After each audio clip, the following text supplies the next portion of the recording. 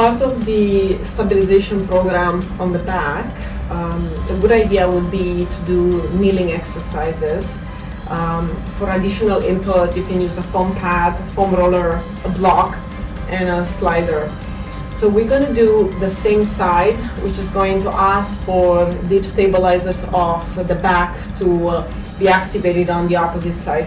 So an option would be getting in a position, aligning the hip with the knee, and I have the slider on my left leg here, and you can start, just make sure your core is engaged. You can start just holding this position and do some drives. You can have two hands at this point.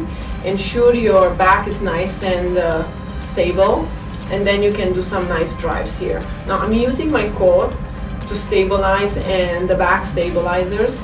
You want to look down in this case. You want to not extend your neck, and you want to make sure you're not shifting here to the side. So you want to keep everything in line. So this is your end position, and you can do also side drives here, which is a more advanced position, but absolutely worth doing it. Again, nice and controlled.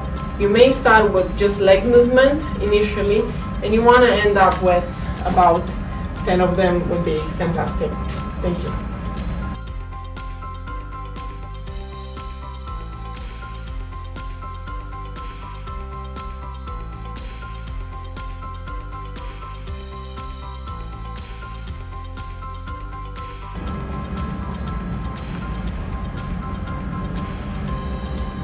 So this is a movement you're going to find really interesting, using a band at the feet.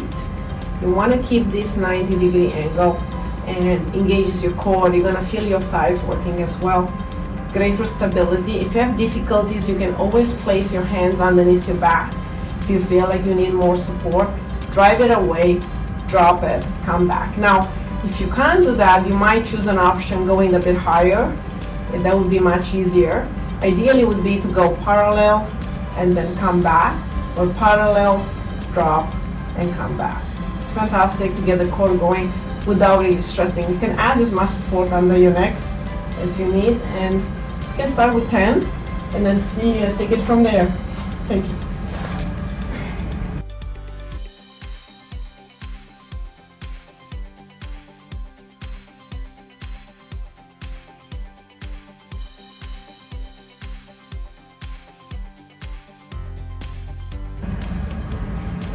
This is going to be a great addition using the core, especially the external obliques, right? So we're going to use the ball, kind of mid-back, upper back, and all what I'm asking, you're looking up, you're going to drive it up. You want to make sure you close those ribs and you stay nice connected. It's going to teach you to brace. It's going to teach you to control nicely the abdominal wall. At no point I'm just relaxed, collapsing on this, right? You got to stay engaged and drive it. You can support the neck, but this is the direction where you want to go, straight up, nice and controlled. If you want to add a bit of laterality to it, the ball will allow you to do some nice drives, and you can do this on both sides. Thank you.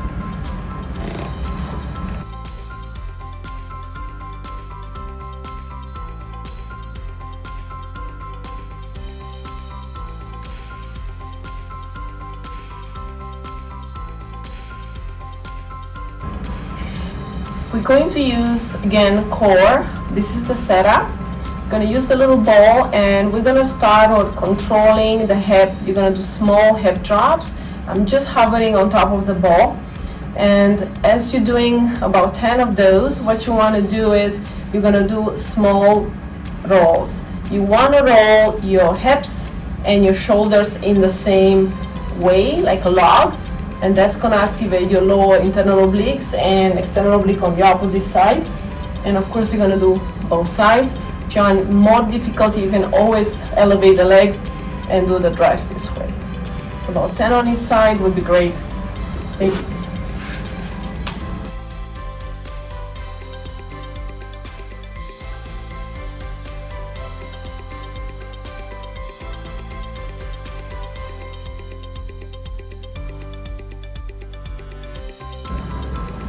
This is a great exercise for your core.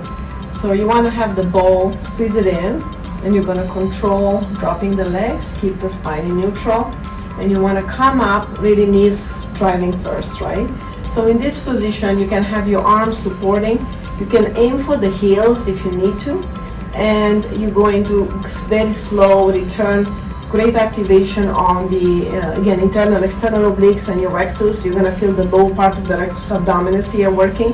Now, in the same time, if I want to add something else, I'm going to drop back a bit more, and then I come back together, which is going to intensify the exercise. But even holding it in neutral, you're going to find that you're really getting a really good exercise. Again, 10 repetitions, nice and slow, would be a good serve. You're getting lower part, you get your upper part, and yeah, it should do, your spine would be in a really good position. Again, remember to use a nice squishy ball under your knees. Thank you.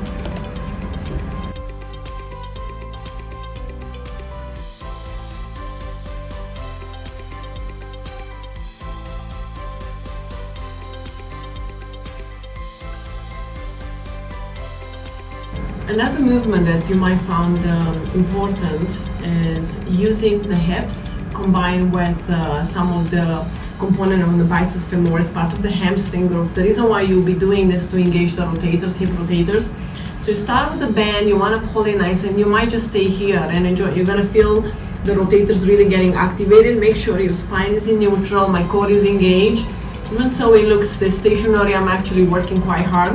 And then you can bring the heels towards the pelvis while you're keeping the tension into the band. Maintain the core engaged, maintain your glutes engaged, and you're going to get a nice recruitment also in some of the hamstrings here. But you want to be nice and controlled. Allow your hip work to, the hip rotators will activate first before you come in and you're getting your biceps femoris activated here, right?